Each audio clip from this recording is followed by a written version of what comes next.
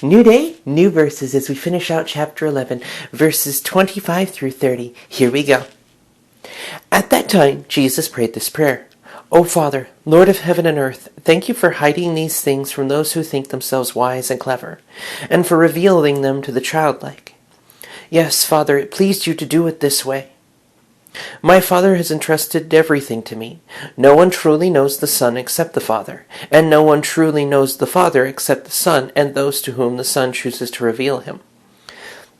And then Jesus said, Come to me, all you who are weary and carry heavy burdens, and I will give you rest. Take my yoke upon you. Let me teach you, because I am humble and gentle at heart, and you will find rest for your souls. For my yoke is easy to bear, and the burden I give you is light.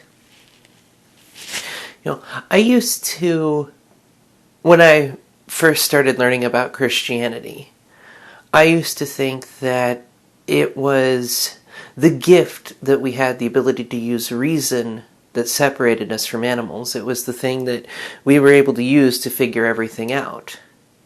After all, we're given the gift of intellect, why not use it?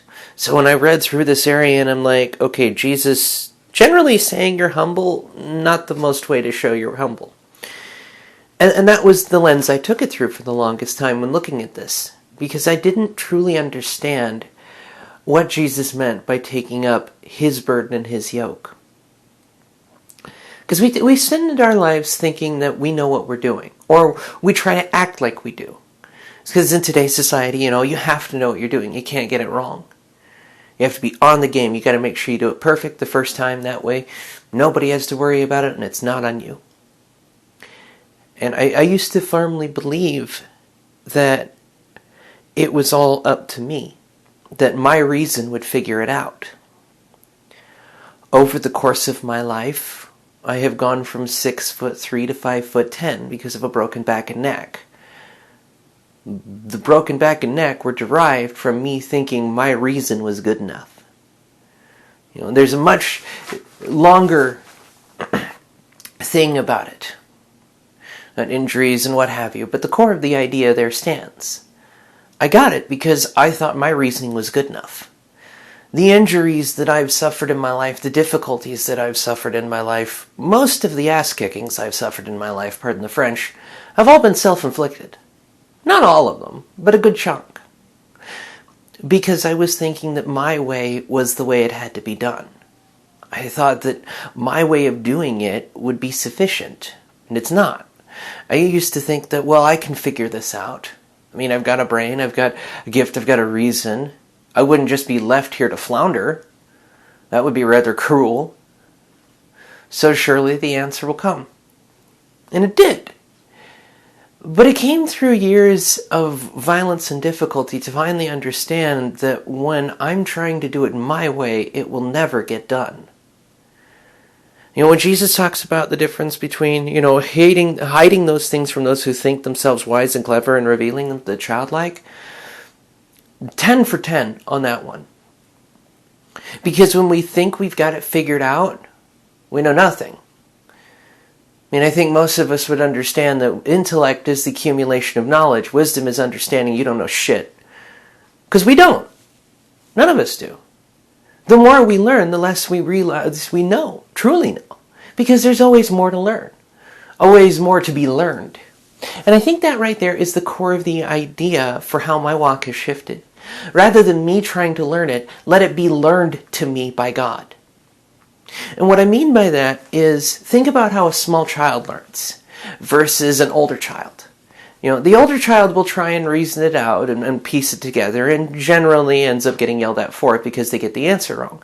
A small child just receives. And that's kind of how it comes.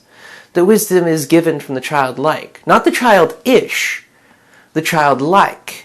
And that's a distinctive difference here. Because childish behavior, to me, is the catcalling, the backbiting, the same behavior that is done in high school that does not change even when you're 80 years old. That's childish to me. It's a couple other things to me, but the point that we need to focus on here is childlike. Think back to when you were a child, or if you know a small child or have one. The childlike behavior is to just receive simple trust. Going, okay, well, you know how this actually works, so I'm going to watch and learn. I'm going to do it with you so I can experience it. Like a small child learning to make cookies or bread with family members. That kind of childlike receiving of, I will just take in and let you teach me, let you lead me. God reveals His wisdom when we live like that. When we know that He has all the answers, and our some summation, not just as people, but as a species, is precisely dick. Again, pardon the language on that one, but it's the deep core of my heart on this one, and admittedly, slight headache, my apologies. When we try to do it our own way, it won't work. It never has, and it never will. Because our own way is insufficient. Not going straight for the biblical, all have fallen short of the grace of the glory of God. Going deeper to the fact that we don't know how to do it. Just the nature of the way we exist. If someone were to figure it out, they would still have to impart that knowledge to the next generation because they themselves will die. And because humanity is quite wonderful at the game of telephone, the information inevitably gets corrupted. It's why when there are arguments about, translation of the Bible and this and that and this and that, go to God.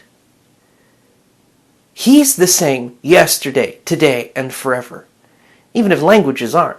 He's the same yesterday, today, and forever. Even if mountains, like the Appalachians, turn into the deserts of the Sahara. Geological truth. Check it out. It's kind of cool. When we come to God in a childlike belief, knowing that He's got it figured out, that He is the same yesterday, today, and forever, that He will set it right if we trust Him, that kind of childlike faith. It says, I don't have to figure it out. My God will teach me. I just have to shut up and learn. That kind of trust, not blind in any way, shape, or form, just childlike. That trust of, you know what you're doing. I'm going to learn from you. Because when we do that with people, we're inevitably failed. Because people are imperfect. We fail. Nature of sin.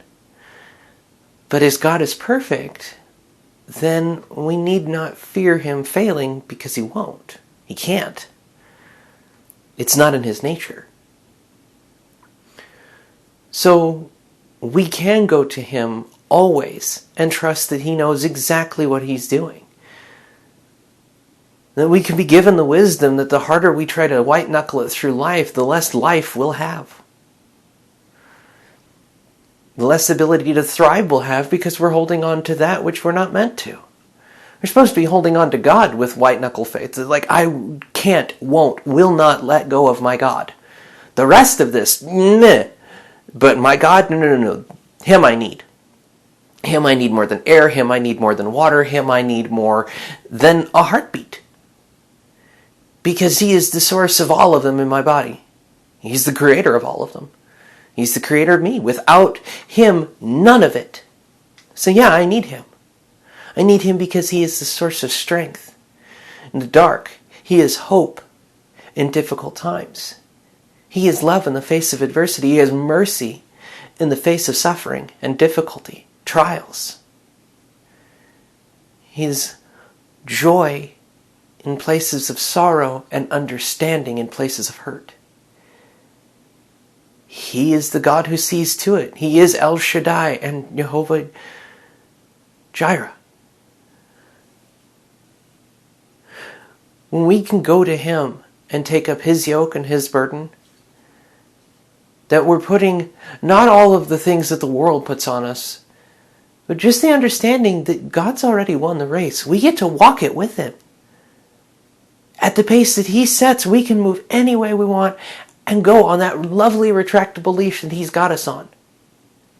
Pulling us back when we need to not go somewhere, shutting the door when it needs to be shut, opening the door when it needs to be opened, and making the way clear. A shepherd leading his flock to an easy place. Because think about it, shepherds, their job's protect the sheep, right? And anybody who has a fur baby knows that you want to make the lives of your fur babies easier. You want to make them happy, because when they're happy, you're happy. And besides, they're your fur babies. You love them. Shepherd's the same way here. And it's why Jesus is so adamant about a true shepherd rather than a hired hand. Because the hired hand doesn't give a diddly. But the true shepherd does. And wants to make sure that the shepherd have good water, good soil, good food, a place where they can be safe and protected from the wild. Jesus, our truly good shepherd, the good shepherd, wants to do the same with his flock, us. That he will lead us to places of still waters and green pastures and safety and prosperity and hope. The thing is letting him lead. And often we don't want to. Often we would rather have our own burdens that the world puts on us, our own yoke of tied to this and that and everything that doesn't really have any meaning in the first place.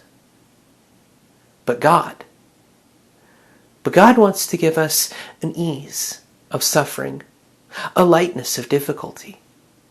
And that's not to say that we just give up on responsibility. Far from it. Far, far from it. It means the way we do it becomes so much more different. Because the focus becomes different. We're no longer being focused on, I want to make everyone like me, or I want to make the world a better and happier place, or I want to make, people like me, or any of these things. We just simply, I want to make my daddy happy. I do that by sharing his love and his mercy and who he is with others. Not by beating people to death for their mistakes, but showing them the same love that I'm shown daily. That we are shown daily. That we can let go of our own lives and truly find what it means to live. By letting go of what we've been told by the world is how we're supposed to look. And by trusting God. Go get it directly from him. Pray, ask, dig into the Word. Because when you go after him, you seek him, you'll find him. You ask him, he'll give you answers.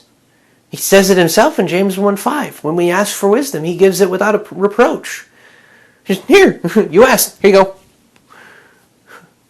You truly want to know? You want to dig in with me? I'll teach you. Because you're my child and I want you to know. But I want you to know it my way, not the world's way. God wants us to live his way of doing it. And his burdens are light. And his yoke is easy. But transitioning from the world's yoke to his yoke can be a little jarring.